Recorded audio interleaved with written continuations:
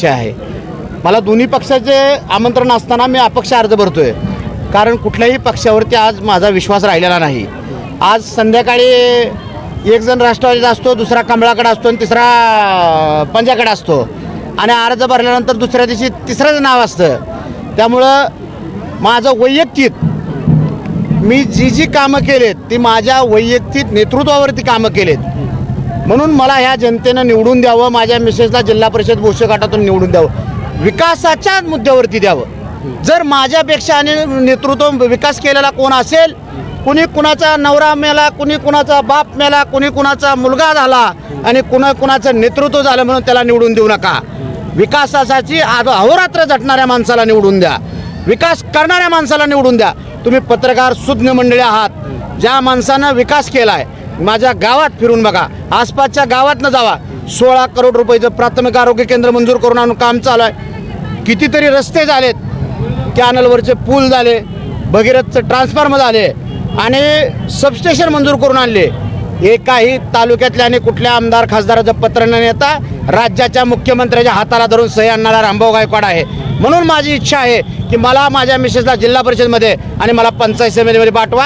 विकास काय असतो ती दाखवण्याची जबाबदारी हा रामभाऊ गायकवाडमध्ये। भोसले जिल्हा परिषद गटामध्ये चुरशीची लढत आहे। तिथं अगदी ज्यांच्या घरामध्ये 15पासून जिल्हा परिषद त्यांच्या घरात आहे ते देखील रणांगणात येते। दुसरी गोष्ट अभिजित पाटलांनी देखील उमेदवार आहेत, आव्हान वाटत नाही त्यांचं एवढं? कशाचं आव्हान आहे? ते नेत्याच्या जीवावरती उभा राहायला लागलेत। रामा गायकवाड विकासाच्या जीवावरती उभा राहायला लागला। मी मगाच सांगितलं, कुणाचा बाप आमदार आहे, कुणाचा खासदार आहे, कोण माझा हे होता माझा ते होता म्हणू नका।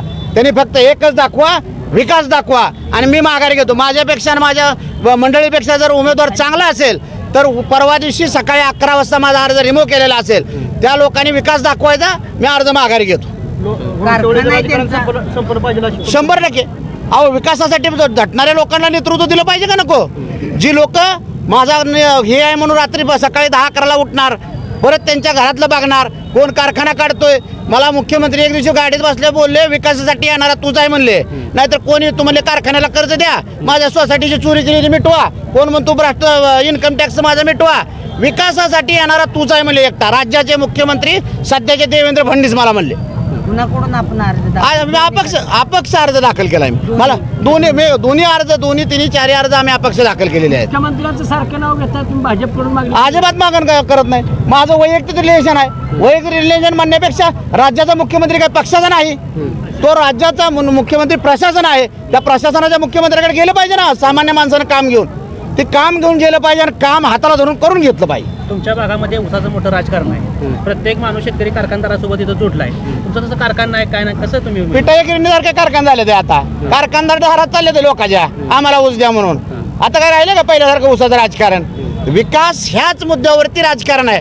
कारखान्याच्या चेअरमननं कारखान्याच्या बिलावरती बोलावं, आमदारांना विकासावरती बोलावं, आणि जिल्हा परिषद पंचायत समिती सदस्यांनाही